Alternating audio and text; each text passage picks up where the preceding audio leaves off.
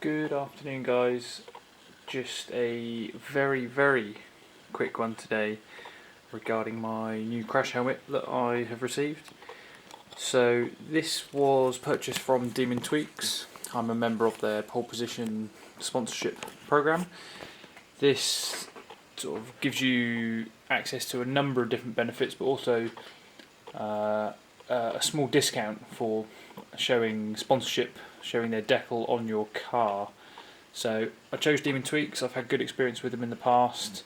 Had a couple of issues taking delivery of the helmet. They didn't have any in stock from their supplier, unfortunately. So, but they were very good about it. They dealt with it swiftly, promptly, and professionally.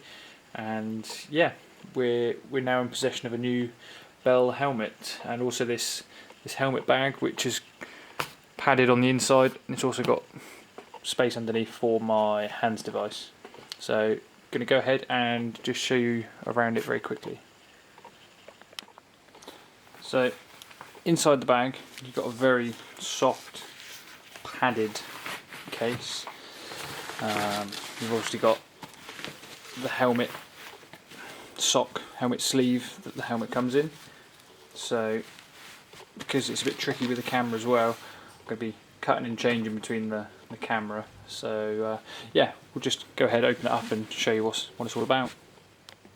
Okay, so the helmet is very new to me, so I'm still learning its quirks and sort of traits. But in essence, it is an SA 2015 helmet, which means that it's the most current homologation for FIA racing. This is the helmet that they call the GP3. It's not the carbon one, unfortunately. I don't have the budget to stretch to that as much as I'd like to. It still meets the same standards as the carbon one. It just has that little bit extra weight to it. Now, compared to my V2 helmet that I used to have, this is a lot lighter, and you can tell by the build quality that it is just it's just a much better helmet all round. So I've actually gone for a small. I normally take a medium in crash helmets, but going by the measurements on the Demon Tweaks and the Bell website, I opted for small, and it was the right choice in the end. It's imperative that you get a crash helmet that fits snug and secure. You don't want the helmet to be able to move left and right in the same way you don't want it to be able to move forward and back on your head. You want to make sure that it is the most snug fit you can. If you can, it's ideal to go to a shop, try on a couple of different helmets, a couple of different sizes, so you can really make sure that you're getting the one that's for you. So another feature of this helmet is this chin spoiler here. It's actually, I like the look of these crash helmets more than traditional closed face ones, which just finish and lip under like that. This is a trait you would find more on a single seater or an open top car. It's actually to help as the car accelerates and the air pressure in and around the helmet and the cockpit. It actually helps to add almost downforce to the chin area. One of the other cool things I've found on this particular helmet, which you don't always get on all of them, is the amount of options you have for ventilation. So not only have you got these ones at the front, which help with demisting the visor, you've got these ones down here, which are sort of round the side of your cheek, around the side of your jaw. But you've also got these ones at the top, which you can vary. So if I just zoom in just here, you can actually open and close these depending on what sort of airflow you want around your head, depending on the temperature, the track you're at, sort of the speed you're typically going to be driving. So that's really quite handy. Gives you a lot of flexibility to get exactly the right sort of ventilation and cooling that you're after in the car. It's imperative that you do get that right, because it's something that a lot of people neglect, and it's just great to have the ability to adjust it to how you want it. moving to the back of the helmet now, to the side, we've got on this helmet, which is a first for me because I haven't had to have any in my current series championships I've run in, hands posts for a hands device. Now I've gone for a SCHROTH, if that's the correct way to pronounce it. A lot of people say different things, but to me it's SCHROTH. These are basically anchor points in this helmet which the tethers mount to. So when you've got your hands device on, you have the straps around the back of the helmet and they anchor onto the lid. Now it's not a regulation, it's not mandatory that you do this, but I've always been told that it's good practice with these to fit the hands device to the posts and then pop the helmet and hands onto your head, not hands onto your neck, then helmet, then attach it. The reason for this is so that you can visually check when the helmet is off that you have got these anchors secured. You've clipped in the tethers as they should be. Now I'll show you that in a second.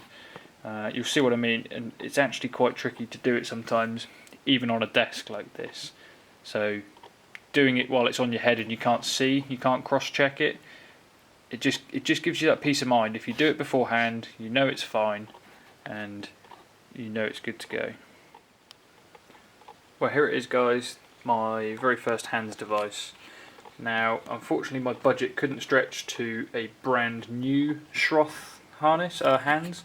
I had intended to purchase a Stand 21 hands device, which is slightly cheaper, brand new, than these. This particular one was nearly £500 brand new, which unfortunately, because I've had a lot of expense with purchasing hands, helmets, new gloves, boots, underwear, and a lot for the car, it's been a bit of an expensive time getting into racing. However, I've managed to source this one. This one is, as you can see here, it does meet the required, if we can get it to focus, it does meet the required standards. It was manufactured in 2015. Now what they do suggest, which I'm going to be doing, is replacing these tethers. They recommend you replace these every 2 years, but as yet there is no expiry date as such for a hands device. Only recommendation that it's replaced after an accident or an impact, or if you see any visual damage, which I purchased this one used, and upon inspection, and the previous guy, he used it a handful of times, and it's fine. It's fit for purpose, and it's going to do exactly what I need it to. So it's a 20-degree harness, hands, which is for saloon cars and relatively upright seating positions. I believe you can get a 30 and a 45, which basically is for more sort of sat down driving positions, like a Le Mans prototype perhaps, and then your Formula 1 sort of level, sort of single seater. But this is 20 degrees, it's going to be fine for what I need it for. I've tried it in the car. It's a bit clunky, a bit awkward the first few times, but I guess we'll just get used to it. Okay, I'm just going to show you how you're going to mount the hands tether to the post. So you can see you've got a larger section and a smaller one here. What you're aiming to do is to start off here and slide the post back so it locks into the forward part. So you're going to push it in, push it back, and you're waiting for a positive click. So once it's in and the spring tensions come out again, you're not going to be able to lift this out. So to remove it, you're going to have to push it in and then forward, but it's not going to inadvertently, accidentally come off. So just for the purpose of this explanation, I've removed the helmet from the hands device just to show you how the harness is run. So there's a couple of different options you have here. You can run standard 3-inch shoulder belts, which is what I'm going to be doing because I use the car for the road still, or they do now produce something called a hybrid hybrid harnesses, a couple of different names for them, but in essence what you have the standard 3-inch belt around your body, the rest of your sort of shoulder section across your chest here. However, once it comes up onto the hands posts, onto the hands arms if you will, the harnesses actually go from 3 to 2-inch wide as they go. Now, the reason that you'll choose to go to a 2-inch harness across the shoulders is so that what can happen here is a 3-inch harness has the tendency to sort of ride up and off of the harness here, off the hands device. Whereas the 2-inch one will actually sit quite nicely in this channel here and won't roll off the sides.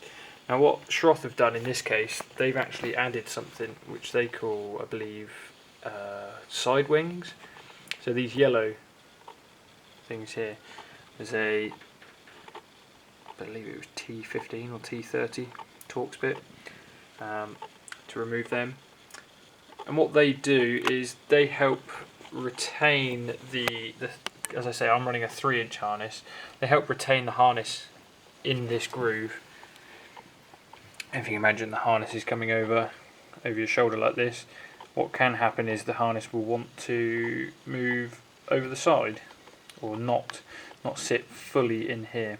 So with these extra high wings here, it helps to negate that effect. Well, I hope you've enjoyed my short clip, my short introduction to my new crash helmet. It's new to me, as I say. It's going to be a learning curve driving with this helmet. We're actually at Rockingham this weekend with the caterer, taking a few friends out, taking a few people, hopefully raising some money for Julia's House, children's hospice charity. So I'm going to get a good chance to get a good few miles under my belt with this on before my first competition run. It's going to be interesting, as I say. It's a little bit clunky, a bit cumbersome, but there's no reason not to wear one now. It's the perfect addition, like life insurance policy, if you will. You'd be mad not to wear one. So I hope it's been a tiny bit informative for you. I hope you can draw a tiny bit of information from it. I'm still learning as I go. If you have any questions, please feel free to get in touch, leave a comment, send me a message, however you feel you can get in touch with me.